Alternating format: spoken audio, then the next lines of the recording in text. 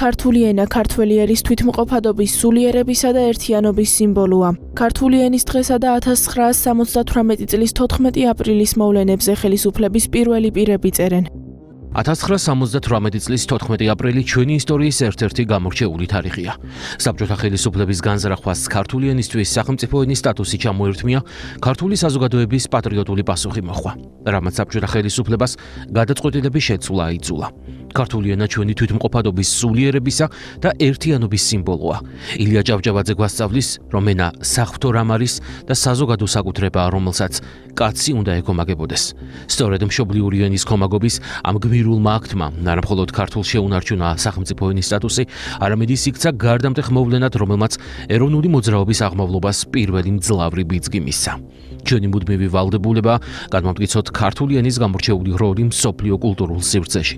მხარი დავუჭიროთ ჩვენს ყველა თანამოქალაქეს ქართული ენის შესწავლაში და განვამტკიცოთ მისი, როგორც სახელმწიფო ენის მნიშვნელობა. ქართული ენა ჩვენი ერის თვითმყოფადობის, იდენტობისა და სახელმწიფოებრიობის ერთ-ერთი უმთავრესი საყრდენია, რომელსაც მრავალი საუკუნის განმავლობაში ჩვენი წინაპრები თავდადებით იცავდნენ და უფრთხილდებოდნენ.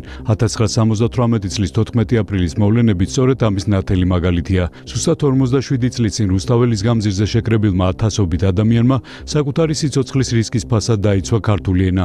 ეს გახლდათ მნიშვნელოვანი ისტორიული მოვლენა, როდესაც ახალგაზრდები წინაღუდნენ საბჭოთა კავშირის ხელმძღვანელობის გადაწყვეტილებას და არ დაუშვეს ქართული ენისთვის სახელმწიფო ენის სტატუსის გაუქმება.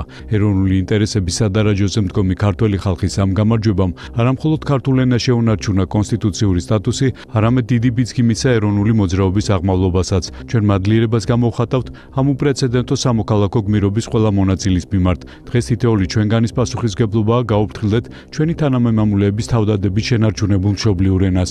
ჩვენი ვალია ერთობლივი ძალისხმევით იზრუნოთ წინაპრების დანატოვარი მემკვიდრეობის დაცვაზე და ამით განვამტკიცოთ ჩვენი სახელმწიფოებრიობა. გილოცავთ ქართული ენის დღეს. თითქმის ნახევარი საუკუნეა, რაც საქართველოში დედა ენის დღეს აღნიშნავთ. 1978 წლის 14 აპრილს ქართული ენის დასაცავად ერთბაშად იხულა ახალგაზრდობამ და ინტელიგენციამ. სახელმწიფო ენის სტატუსის შენარჩუნების მიზნით გამართული დემონსტრაცია სინამდვილეში ქართული იდენტობის დაცვისა და მისთვის თავდადების გმირულ აქტს წარმოადგენდა. ენა მამული სარწმუნოება, თვითმყოფადობის გამსაზღვრელი ილიასეული ფორმულა საბჭოთა პერიოდშიც კი ინახავდა ქართული ეროვნულობის მუხტს. 14 აპრილი იყო ნამდვილი წინამორბედი 10 წლეულის შემდეგ აზვირთებული ეროვნული მოძრაობისა. როდესაც სახელმწიფოებრივ დამოუკიდებლობას ვითხოვდით, ჩვენ ვიცოდით რისთვის გვჭირდებოდა იგი, რა გვქონდა დასაცავი, საბრძოლი, რა უნდა ყოფილიყო ჩვენი ქვეყნის შინაარსი. ქართული ენა წარმოადგენს ქართული სახელმწიფოსა და ქართული ცნობიერების მტკიცე და შეუცვლელ დუღაბს. ეს არის რაც გვაერთიანებს, რაც გვინახავს წარსულს და რომლის გარეშეც ვერ გვექნება მომავალი. სამწუხაროა დღევანდელ დღეს თუნდაც ადამიანთა მცირეოდენი ჯგუფის ხილვა, რომლებიც ხელოვნურად თავსმოხვეული გლობალისტური იდეოლოგიის გავლენით სამშობლოს ინტერესს უცხოურ გავლენაზე ცვლიან. ქართულ ენას მეორე ხარისხოვნად მიიჩნევენ და სარწმუნოებას აბიაბრუებენ. უფროსმა თაობებმა საბჭოთა ათეისტურ უფლებააღრელ ქვეყანაში სათუთად გამოატარეს ენის, მამულისა და სარწმუნოების დროშა, რომლის შეცვლას დღეს ასე მზავკრულად და ვერაგულად ცხრის ქურქით შემოპარულმა უცხო მენტალობამ განიზრახა. ამის მიუხედავად ქართველ ხალხს უარესი ჟამიც გამოუვლია, ჭკუა ხერხი და ღონე უხმარია, საკუთარი არ დაუკარგავს და სხვისი არ სდომებია, რადგანაც ჩვენი მიზნები და მისია მარადიულია, 1000 წლეულებს ცვლება და უსასრულობისკენაა მიმართული.